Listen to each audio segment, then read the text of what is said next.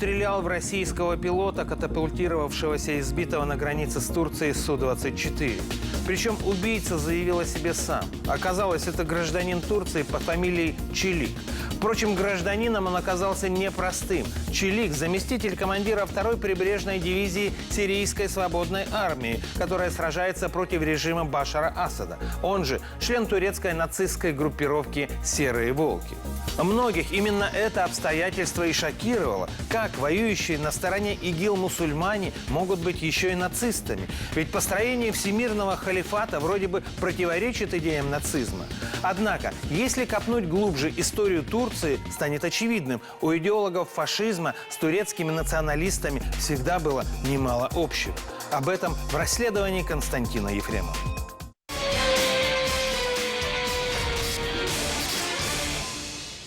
Перед вами импровизированная пресс-конференция, состоявшаяся недалеко от еще не остывших обломков российского Су-24, сбитого турецкой авиацией.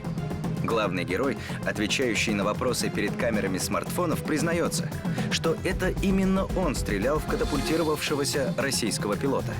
Русский военный самолет был моментально сбит турецким джетом, когда нарушил воздушное пространство Турции. Вот часть парашюта летчика. Остальные остались в поле. Тела мы принесем, они тоже там. Ведь это наши командиры открыли огонь. Мы все стреляли. Они погибли в воздухе. Альпаслан Чилик. Так зовут этого бородатого мужчину, гражданина Турции. Взгляните. Вот такой жест, очень похожий на нацистский зигхайль, Альпаслан Чилик, похвалившийся убийством нашего летчика, демонстрирует на фотоснимках. Это фирменное приветствие турецких фашистов. Своими пальцами они как бы демонстрируют волчью пасть. Этот жест обычно используют члены нацистской турецкой группировки под названием «Серые волки». Сегодня об этом мало кто помнит, но впервые «Серые волки» появились в Турции еще в 1958 году. Руководил ими вот этот человек – Альпаслан Тюркеш, унаследовавший идеи национализма и пантюркизма от одного из самых одиозных фигур 20 века – Ахмед Заки Валиди, башкира по национальности. Он сначала сражался с советской властью на стороне басмачей, потом стал работать на польскую разведку, которая передала его спецслужбам нацистской Германии, а в 1939 году Валиди уехал в Турцию, став родоначальником турецкого фашизма. Вы удивитесь, но поклонники у него есть и в России. Посмотрите на этот снимок. Крепкие, коротко стриженные ребята, похожие на бандитов из 90-х, со вскинутыми в приветствии руками и с повязками на предплечьях. Эти ребята из столицы Башкирии, Уфы. Их организация, как сказано на сайте, правозащитная. Называется, правда, не «Серые волки», а «Небесные волки», по-башкирски «Кукбуре». Она тоже проповедует идеи нацизма, причем не подпольно, а вполне открыто. Взгляните на сайт некоммерческой организации Кукбуре в интернете и на ее страничку в социальной сети. Вот так Кукбуре формирует свои задачи и методы их достижения. Цель – защита прав башкирского народа. Идеологическая платформа «Национал-демократия». А вот на этом видео, очень напоминая бригаду чернорубашечников, позируют члены Кукбуре. На нем же видно, как перед молодежью выступает лидер организации – 36-летний Азат Сальманов. А вот страничка самого Азата Сальманова, в котором он коротко описывает свои увлечения и принципы. Статус боевой. Никто, кроме тебя, башкир-патриот, не будет действовать во имя процветания твоей нации. Невероятно, но Сальманов, последователь турецких фашистов, до недавних пор числился в Уфимском научном центре Российской академии наук на должности научного сотрудника. Там же работала и мама самого Сальманова, и его приятель, второй руководитель «Небесных волков» Тимур Мухтаров. А мать последнего даже возглавляла Институт истории Уфимского научного центра РАН. Посмотрев эту видеозапись, легко представить, какие идеи продвигал несостоявшийся профессор Сальманов вместе со своими друзьями и родственниками в РАН. Она сделана 17 октября 2009 года в Уфе. Там, в лучших традициях речей фюрера в мюнхенской пивной, да еще и состоящим позади знаменосцем, он обвиняет Россию во всех грехах и требует суверенитета для Башкирии. Правда, в отличие от фюрера, зачитывать приходится по бумажке. Прошли сотни лет совместной жизни башкир с Россией, но ничего не изменилось. При царе рвали и жгли жалованные грамоты башкир. При коммунистах разрывали соглашение башкирского правительства с центральной властью. И сегодня капиталистическая Россия продолжает ту же имперскую политику, втаптывая в грязь Конституцию Республики Башкортостан. Напомним, что 25 апреля 1993 года состоялся первый референдум в республике, на котором 75% участвующих в голосовании высказали за экономическую самостоятельность Башкортостана и договорные отношения с Российской Федерацией. Но выражать свою самостоятельность ребятам из небесных волков в таких регионах России, как Башкортостан, Татарстан, Тува, Хакасия, Якутия и Алтай, было бы проблематично без покровительства одной серьезной организации. Называется она вполне мирно и дружелюбно. Международная организация по совместному развитию тюркской культуры и искусства «Тюрксой». Эти организации спонсируются из Турции и являются частью экспансионистского плана Анкары. Среди этих организаций бесспорно можно назвать Тюрксой, да, организацию культурного единства тюрок. Да. В эту организацию входят на правах наблюдателей входит Российская Федерация. В частности, в этой организации представлены российские тюркскоязычные регионы. Однако, эта организация фактически способствует размыванию российской идентичности, способствует отрыву тюрков от нашей общей истории и переманиванию их на сторону этой псевдоидеологии пантюркизма. Взгляните на штаб-квартиру этой организации, которая двигает нацизм и пантюркизм в некоторые регионы России. Находится она не где-нибудь, а в турецкой Анкаре. И хотя ее главой номинально является гражданин Казахстана Дусанбай Касеинов, на самом деле этот человек выполняет ту же функцию, что и ЗИЦ-председатель ФУНД, герой знаменитого романа Ильфа и Петрова «Золотой теленок». А фактически ею руководят два гражданина Турции – Фырат Пурташ и Малазимоглу Мехмед Санджар. Эксперты уверены, именно Тюрксой создает и поддерживает антироссийские, сепаратистские и неонацистские организации, которые под руководством все той же Турции пытаются устроить революцию в некоторых регионах России, заодно отчленив их от нашей страны. Для чего? Для того, чтобы объединить тюркские народы под правлением Турции. Причем новая Османская империя под названием Туран после выполнения этого грандиозного замысла должна раскинуться от Анатолии до Алтая. Турецкой республики всегда в глубине души, в глубине националистической души турка хотелось иметь земли, как турки говорят, от моря до моря. Иметь не в плане развития. Османская империя, в отличие от Российской империи, и уж тем более Советского Союза, никогда не посвящала внимания развитию окраин. В России было не так. В России исторически относились с уважением ко всем народам, которые проживают на территории вначале Российской империи, затем Советского Союза, когда родилось братство народов. Сейчас Турция пыталась все эти годы разорвать это братство на территории России. Для этого применялось очень много методов. Помимо образовательного и научного, бесспорно нужно сказать о формировании псевдогероев. Протурецкая организация «Тюрксой» действует в России уже 22 года. И за это время неплохо преуспела, приучив население некоторых регионов нашей страны к мысли о том, что им надо отделиться от России и начать почитать турецких нацистов, стремящихся воссоздать Османскую империю. Вы удивитесь, но в Уфе Ахмед Заки Валиди, тот самый человек, который работал на Абвер, объявлен национальным героем Башкортостана.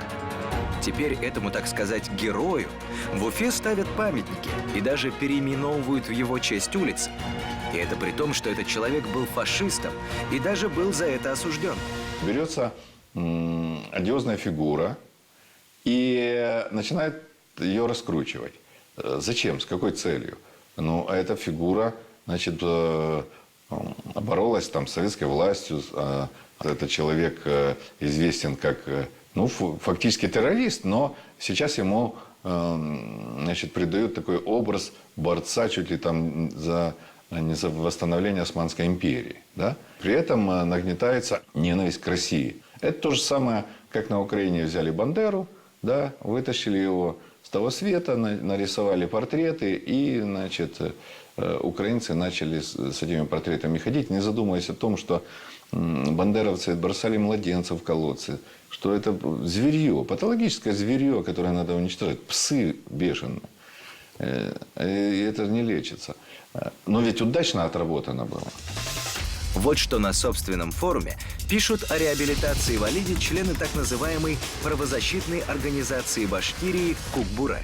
31 июля 2008 года Горсовет Уфы принял решение, которое башкирское население Уфы ждало уже давно. А именно, власти Уфы переименовали улицу Фрунзе в улицу Заки Валиди. Наконец-то улице, столице Башкортостана, дали имя одного из лучших сынов башкирского народа. А вот еще одна цитата с того же форума «Кукбуре». В связи со 120-летием со дня рождения Международной организации по совместному развитию тюркской культуры и искусства, 2010 год был объявлен годом Ахмед Заки Валиди. А теперь познакомьтесь поближе с личностью самого Ахмед Заки Валиди, которого сегодня превозносят в Уфе. Это документы из Российского государственного военного архива, доказывающие, что Валиди, после того, как побасмачил в Советском Союзе, работал сначала на польскую разведку, а потом и на германскую. Посмотрите, вот карточка агента польской разведки Валиди, датируемая 1929 годом. Псевдоним у него на тот момент – Зевс. В 1939 году эта карточка оказалась в Германии. И только после победы над немцами в 1945 году карточка Валиди с остальными документами Рейха попала в Москву. Понять, чем именно занимался Валиди на службе у немцев, можно, взглянув уже на другой документ. Это отчет о вербовке 8 русскоговорящих тюрков с последующей засылкой их в СССР для совершения диверсий. А вот еще один любопытный документ, говорящий о том, что на гитлеровцев Валиди работал еще и по идейным соображениям. Это маленький фрагмент из его письма, написанного в 30-е годы. Для нас важны вечно действующие факторы международной жизни, а именно национально-расовые различия. Но то, что он был агентом немецкой разведки и проповедовал нацизм, региональные российские власти, похоже, не смущают. Они Валиди прославляют. Посмотрите, вот такие концерты в честь Ахмед Заки Валиди проходят в башкирских домах культуры. Посмотрите, мужчины в шинелях времен Гражданской войны и в папахах распевают жалостливые песни о непростой судьбе Валиди на фоне его огромных портретов.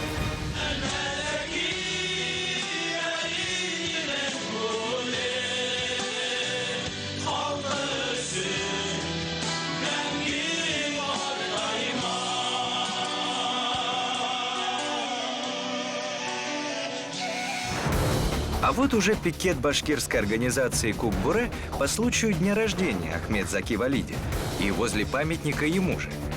Вот участники акции возлагают к бюсту цветы, а рядом с памятником стоит молодой человек с импровизированным плакатом с надписью «Мы не красные, мы не белые, мы башкиры».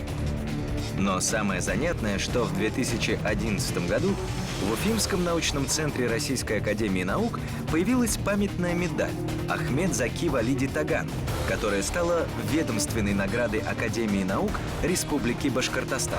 А вот такой бюст Валиди был установлен во внутреннем дворике Восточного факультета Санкт-Петербургского государственного университета. Одно можно сказать точно, что очевидно, что подобные вещи происходили только путем старого, вернее, известного на весь мир способа в России, который называется взятка. За взятку в 90-е годы можно было не только в честь Валиди назвать улицу, но это не только в Башкирии. Такая же проблема аналогичная, да, существует, например, в Татарстане, где не так давно выпустили фильм, посвященный легиону Идаль-Урал. Он даже получил первую премию на Казанском фестивале как лучшее документальное кино. Таких проблем очень много на самом деле. Посмотрите, эта улица в столице Башкирии Уфе когда-то еще в царские времена называлась Большая Ильинская, потом уже в советские – Бухарина, а потом до 2008 года – Фрунзе. Но сегодня она носит имя почетного доктора Манчестерского университета и по совместительству бывшего басмача, а во времена Второй мировой войны агента сначала польской, а затем немецкой разведки и, ко всему прочему, националиста и основателя концепции неоосманизма Заки Валиди, он же Ахмед Заки Валиди, которого в 1944 году по обвинению в фашизме судили сами же турки. Но что любопытно, сегодня в Турции о том, что Валиди был фашистом, признавать перестали. И теперь турецкие власти пытаются его реабилитировать. Примерно так же, как власти Украины реабилитировали и сделали своим национальным героем Степана Бандеру.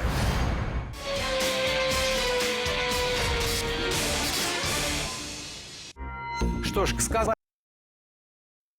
что исламский национализм в Турции в последнее время стремительно набирает обороты. И вот тому неожиданное подтверждение. Например, несколько лет назад самой раскупаемой книгой в стране стала гитлеровская «Майн кампф». И это говорю не я, а статистика. Каждый месяц турки раскупают по 50 тысяч экземпляров этой нацистской отравы, а издатели все печатают и печатают. Кстати, первыми беспокойство нездоровым интересам турков к гитлеровскому наследию выразили немцы. И понятно почему. В самой Германии живет более миллиона турок. Кто-то из немецких дипломатов в интервью британской газете «Гардиан» прокомментировал этот факт словами: «И после этого турки хотят в ЕС». В итоге в ЕС Турция, как известно, не попала. Зато членом НАТО продолжает являться даже после того, как стала скупать нефть у ИГИЛ, уничтожать курдов и сбивать российские самолеты.